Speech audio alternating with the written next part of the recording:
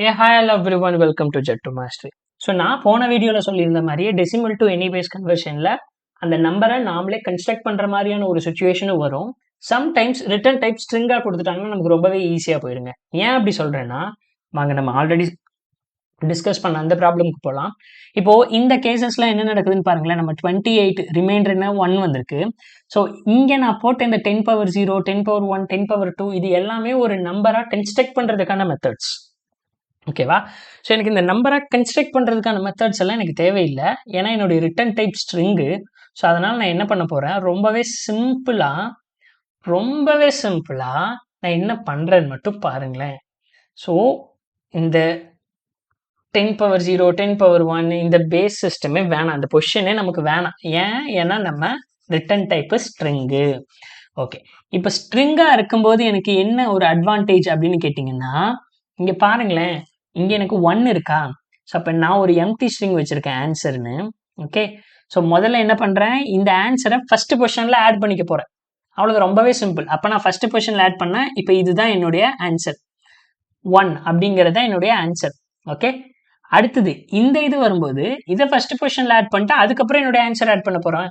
அப்போ என்னுடைய ஃபஸ்ட்டு பொசிஷனில் அப்படிங்கும்போது இதுதான் என்னுடைய first position. Answer equal to எனக்கு கிடைச்ச அந்த ரிமைண்டர் என்ன 0 ப்ளஸ் அகைன் ஆன்சருங்கிறது 1. அப்போ 0 1 அப்படின்னு தான் இருக்கும். அடுத்த டைம் என்ன போகிறேன், இப்போ இதுதான் என்னுடைய ஆன்சர். அடுத்து எனக்கு இந்த 0 கிடைக்கும்போது இதை ஃபர்ஸ்ட்ல ஆட் பண்ணிட்டு இந்த 0வை ஆட் பண்ணிட்டு அதுக்கப்புறம் இந்த 0 1 இந்த ஆன்சரை அப்படியே ஆட் பண்ண போகிறேன். அப்போ எனக்கு 0 0 1. இங்கே நான் 0 ப்ளஸ் 0 1ன்னு போட்டிருக்கிறது எல்லாமே ஸ்ட்ரிங்குங்க. ஸோ அப்போ ஸ்ட்ரிங் கன்கார்டினேஷன் தான் நடக்கும், 0 0 1. இப்போ இங்கே 1 அப்படின்னு எடுத்துட்டா இப்போ இந்த 1 முன்னாடி கொண்டு வந்துட்டு இந்த ஆன்சரை கம்ப்ளீட்டாக அடுத்து ஆட் பண்ண போகிறேன், 0 0 1. ரொம்பவே சிம்பிள், கரெக்டா? ஸோ நம்மளோட ரிட்டன் டேட்டா டைப் ஸ்ட்ரிங்காக இருந்ததுன்னா ரொம்பவே சிம்பிளுங்க. ஸோ என்னது, ஆன்சர் ஈக்குவல் டு நமக்கு கிடைச்ச ரிமைண்டர் ஃபர்ஸ்ட் ரிமைண்டர் ப்ளஸ் அதுக்கப்புறம் என்ன ஆன்சரோ அதை ஆட் பண்ணிக்கோ. இதே தான் எல்லா இடத்துலையும் நடக்கும். ஃபர்ஸ்ட் இடத்துல இது ஆன்சரு, ரெண்டாவது இடத்துல வரும்போது இதை ஆட் பண்ணிட்டு அடுத்தது இந்த ஆன்சரை இங்கே நம்ம ஆட் பண்ணுறோம். இப்போ இதுதான் கம்ப்ளீட் ஆன்சரு. அப்போ இந்த இடத்துல இதை ஆட் பண்ணிட்டு ரெஸ்ட் ஆஃப் த திங்கை ஆட் பண்ணிக்கோ. அடுத்து இந்த இடத்துல இதை ஆட் பண்ணிட்டு ரெஸ்ட் ஆஃப் த திங்கை ஆட் பண்ணிக்கோ. நெக்ஸ்ட் இதை ஆட் பண்ணிட்டு ரெஸ்ட் ஆஃப் த திங்ஸை ஆட் பண்ணிக்கோ. அடுத்தது இதை ஆட் பண்ணிட்டு ரெஸ்ட் ஆஃப் த திங்ஸை ஆட் பண்ணிக்கோ. ஓகே, அவனுதான் ஸ்ட்ரிங்கில் ரிட்டர்ன் பண்ணுறது ரொம்பவே ஈஸி.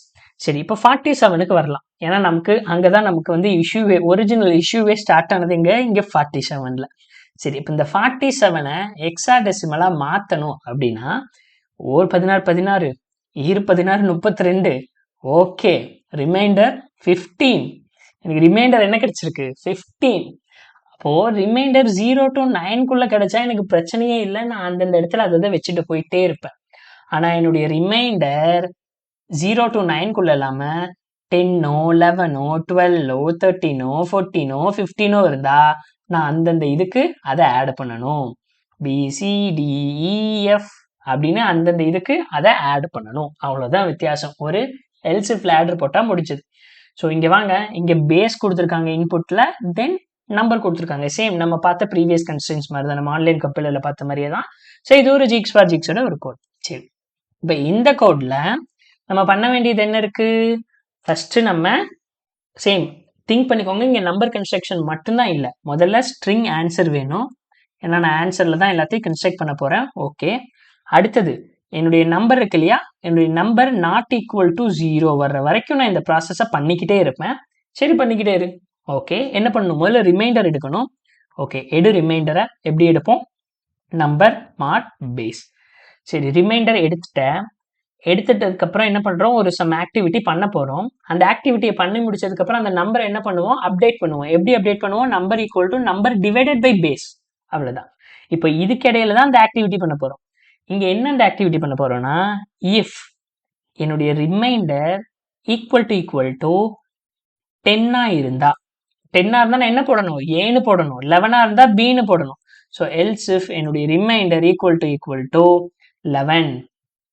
ஸோ இதை அப்படியே காப்பி பண்ணிக்கலாம், அதை அப்படியே போட்டுகிட்டே வருவோம். ஓகே, இதுவே என்னுடைய ரிமைண்டர் ஈக்குவல் டு 12 அப்படின்னு டில் 15 வரைக்கும் போடணும்.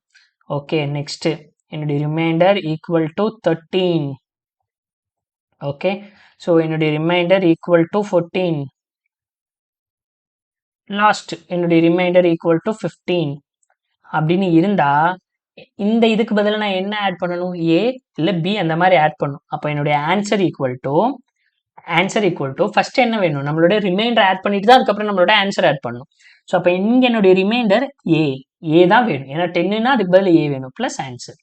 ஓகே, இதுவே இங்கேனா answer equal to B plus answer. இதுவே இங்கேனா answer equal to C plus answer. இதுவே இங்கேனா answer equal to D plus answer. இதுவே இங்கே நான் answer equal to E plus answer. இதுவே இங்கே நான் answer equal to F plus answer. சரி, ஓகே ஃபைன். இதுவே இந்த இதுக்குள்ளே இல்லாமல் வேற ஒரு நம்பரில் வந்ததுன்னா 0 to 9 இருந்ததுன்னா என்ன பண்ணலாம்? 0 to 9 இருந்தால் என்ன பண்ணலாம் நம்ம?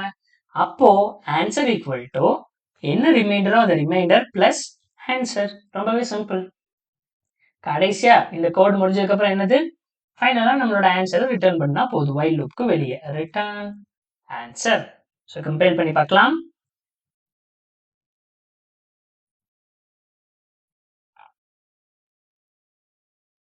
எங்கேயாவது எதாவது எரர் இருக்கான்னு கம்பேர் பண்ணி ஃபர்ஸ்ட் பார்ப்போம்.